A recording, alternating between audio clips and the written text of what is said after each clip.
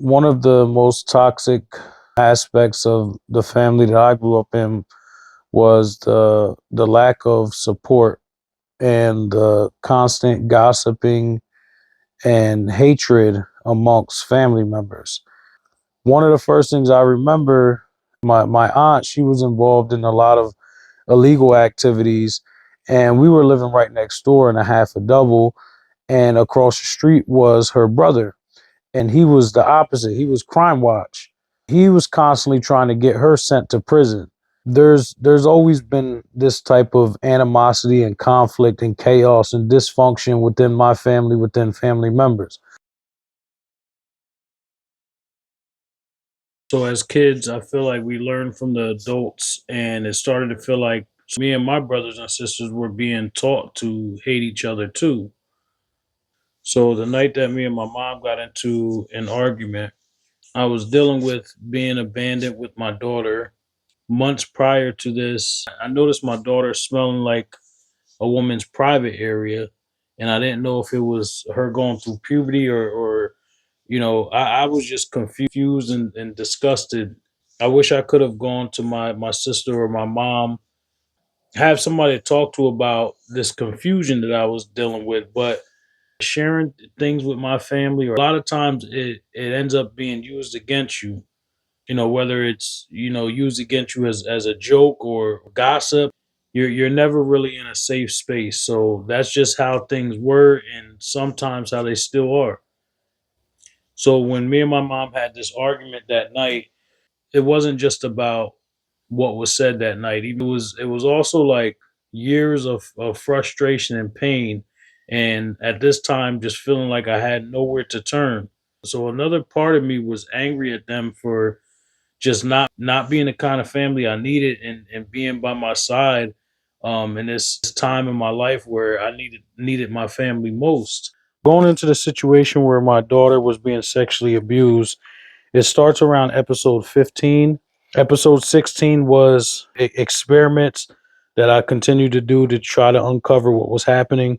Episode 17 was keeping Sadia extra time so that she would spend less time around this babysitter. Episode 21 was malicious parenting and the contempt of court that Sadia's mom filed on me as she started protecting her sister and covering up for her sister, and tried to pretend that she never had a concern that her sister was sexually abusing our daughter.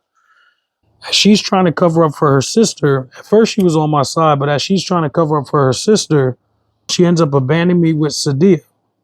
And when she abandoned me with Sadia, we're still in the investigative process. Normally, when Sadia is with me, she's with me at my mom's house. She has her own room there. And she's only there 2 to 3 days at a time. And then she'd go back with her mother. So now she's at the house for a longer period of time.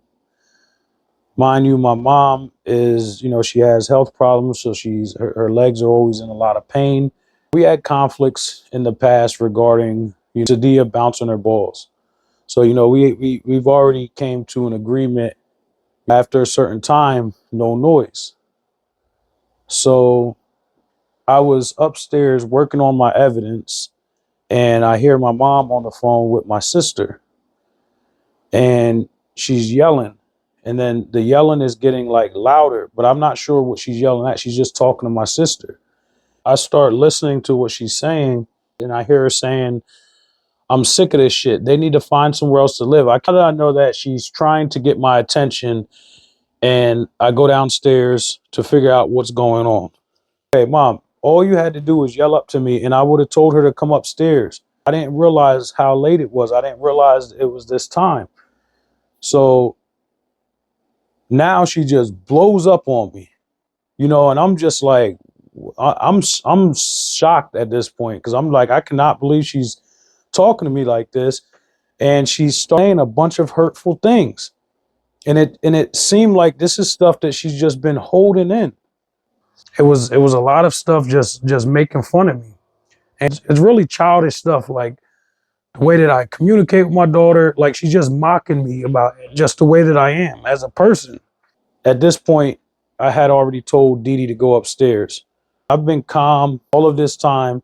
This just was a very painful experience to hear my mom talking to me the way she is. So I start yelling and screaming back. A lot of people in the family, they harbor a bunch of feelings and thoughts and things that they want to say to you, and they wait until you get into an argument to say them. So for the fact that I've always bit my tongue and always found solutions, so now she has a whole bunch of stuff she wants to say to me, and she can't really get all of it out until I start arguing back with her. A lot of what she's starts saying next has to do with, I started putting her phone on silent because every day she's being woke up with drama and people yelling and screaming about nothing. And this is like an everyday thing. So then she would complain about she's not getting enough sleep. I started to put her phone on silent when she went to sleep. And it was beautiful because she was actually getting a full night's rest. And there was a time that my dad called her and was saying, wake her up, tell her she has to go get tested right now. She was exposed to this person and this person has COVID. And I said, okay, well, she's sleeping right now. When she wakes up, I'll tell her. And he got mad and started saying things to me. And I'm just like, well, I'm not gonna wake her up and tell her she may possibly have a deadly virus. The fear and the lack of sleep alone is gonna weaken her immune system. I'm gonna wait till she finishes her rest, and when she wakes up, I'll let her know what's going on. When I was talking to my mom about it, I was telling her, this is crazy that you're constantly being woke up with, all this drama and negativity. Like, this is killing you. When we started arguing, that's really what set me off, because she told me that, she said, you're talking about people killing me. You're killing me. You and your daughter is killing me. She didn't say it as calm as I just said it. She's screaming these things. It really upset me because it's the exact opposite. When me and Sadia are there, we are constantly cooking healthy food, not just for her, but for anybody who came to the house. I always taught Sadia respect. I've always taught her to show love. So there's never anything that we were doing that would upset my mom or stress her out. We'd always do things to help her not to be upset or not to be stressed out. The one thing that used to irritate her is when Dee Dee would bounce her balls. So when my mom is telling me that me and my daughter is killing her, I know that it's not the truth, but the amount of stress and pressure I was under, I just lost it. And one of the things that I did, I started throwing things in the living room. I was so ashamed that I reacted like that because I've put in so much work over the years not to get upset, not to get angry. And I've never been a person to physically attack somebody, but as a child, I did used to break stuff. A lot of the things, like in my mom's living room, there would be plants that I would buy for her. There would be diffusers, grounding blankets, overall just to help her well-being. I got so upset, I threw the plant. And there was also a diffuser that I grabbed and I smashed the diffuser. So I know that I was wrong. I know that I shouldn't have reacted like that. I handled that situation the wrong way. That's not normally the way I would react and handle a situation like that. I know I was under a lot of pressure, and that's no excuse. And I take full accountability for the way that I handled that. This heated argument just got out of control. Nobody was hurt. It wasn't like a physical fighting or anything like that. She told me to get out of the house. So I went upstairs, I got Sadia, got a bag together, and we left. So we come back like 2 days later, and my mom goes down to my sister's house, which is a couple houses down. Then she's sending me messages saying, I'm coming home soon. I want you out of my house. So I'm just like, I'm not going anywhere. I pay bills here too. So I'm texting her back, which is, making the situation worse. The one day that I'm leaving, and as I'm leaving off the street, I see a cop in my rearview mirror. I see a cop pulling up. So when I go around the corner, I slowly pass by the street and I see my sister outside in the alleyway leaning into the cop car. Mom, the entire time, she's with two of my sisters. I have 8 sisters. One of the 2 sisters that she has been with during this whole time is leaning into the car talking to the cop. So now I know that they're trying to serve me with this PFA, but I think they had kept missing me or whatever.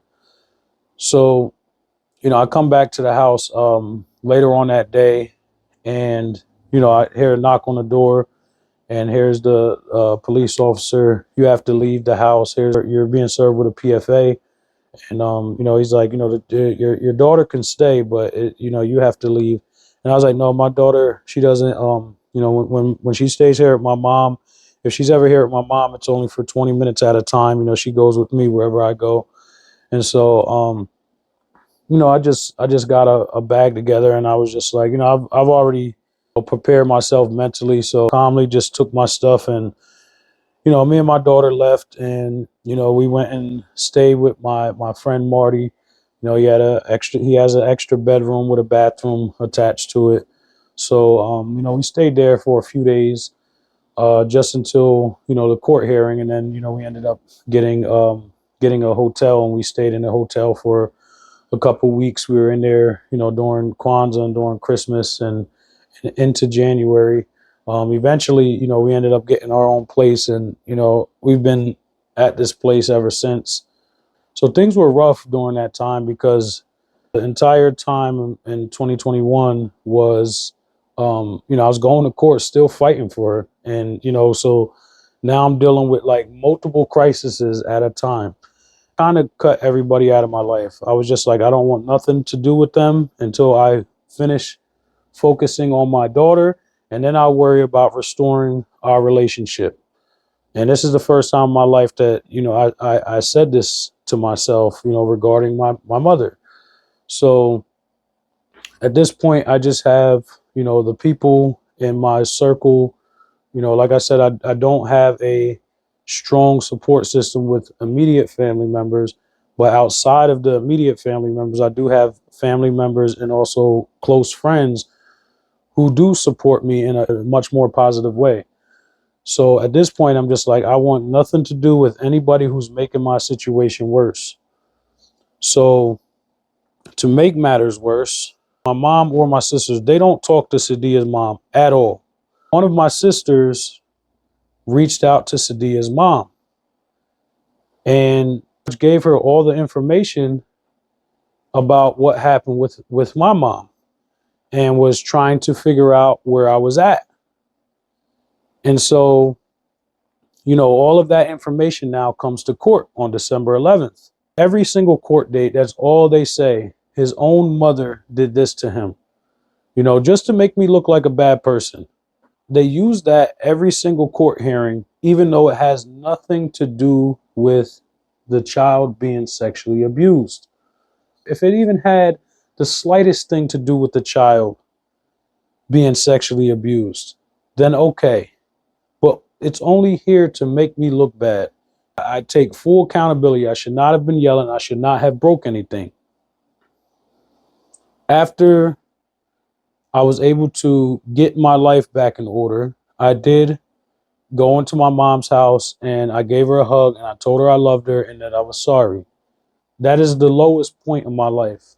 Since all of this has taken place, I've learned a lot about boundaries, and my main focus is not on my family being imperfect. So my main focus is my daughter.